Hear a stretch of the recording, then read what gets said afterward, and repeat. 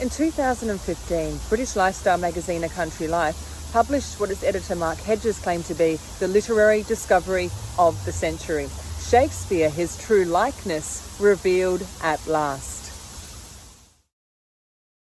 Without diverging into the subsequent academic debate with, for example, British Shakespeare Institute Director Professor Michael Dobson remaining deeply unconvinced, the publication is interesting because it continues the tradition of associating Shakespeare with the so-called natural world.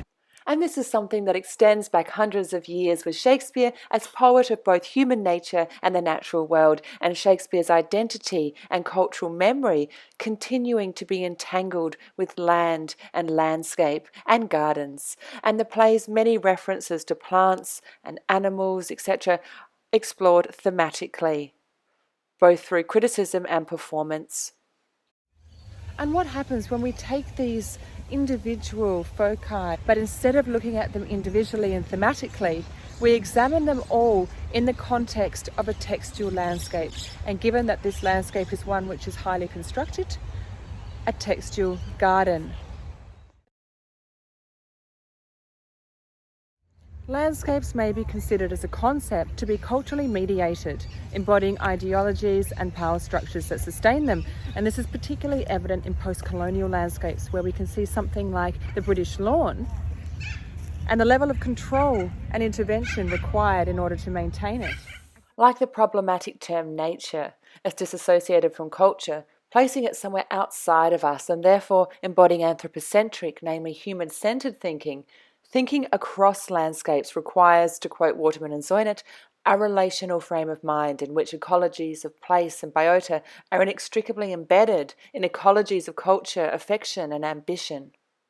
Biophilia explains our relationship to landscape as driven by both culture and nature, with innate preferences and aversions based on our evolution within ancestral environments over millions of years, and we continue to see these preferences, though they are culturally and individually mediated, in the most idealized of landscapes, the garden.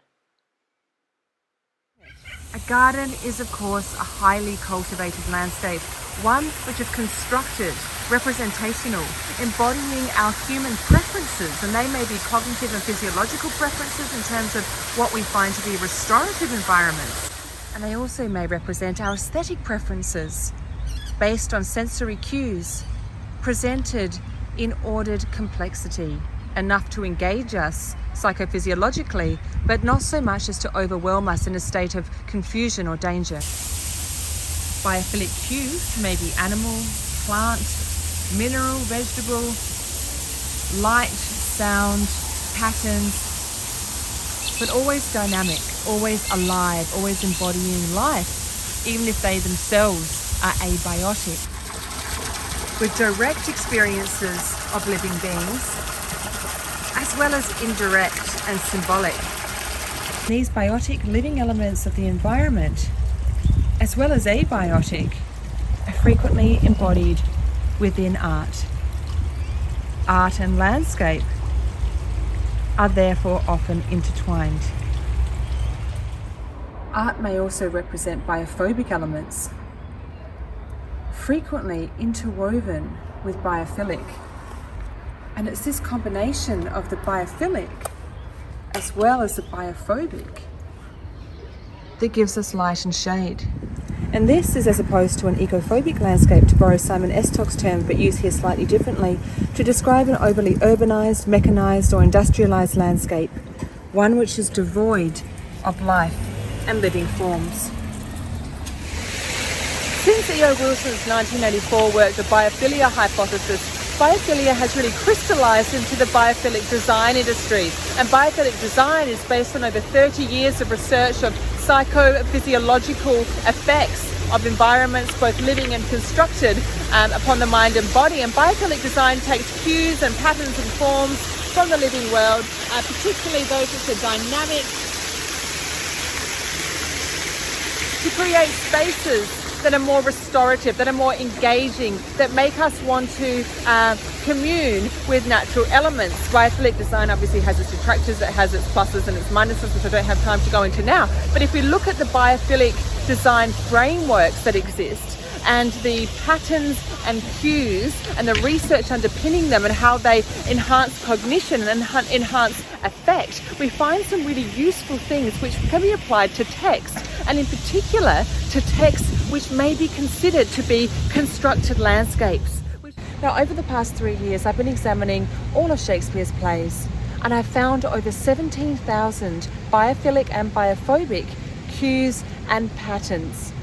And what's really interesting is that these are spread fairly evenly across all the plays, to different degrees depending on the theme of the play. But this takes us out of this expectation that it's only the nature plays that are those in which Shakespeare engages with the natural world. And what happens when we take these 17,000 biophilic cues and biophobic cues and patterns and forms, and we plug them into a biophilic framework specifically designed for eco-Shakespeare? Well, I've been doing exactly that, and I've come up with a template for eco-dramaturgical, namely the interpretation of Shakespeare's plays from an eco-perspective, and eco-scenographic, namely the presentation of those plays from an eco-perspective, and ideally in a way which is more sustainable and hopefully regenerative. And that gives us a new way to analyse and perform Shakespeare's work and interrogate our relationship with nature across all of the plays. And ideally, in doing so, in re-examining this Shakespeare garden, this imagined sight of nature, creating more vital connections with it, and hopefully engendering a desire to protect and save it. Thank you very much.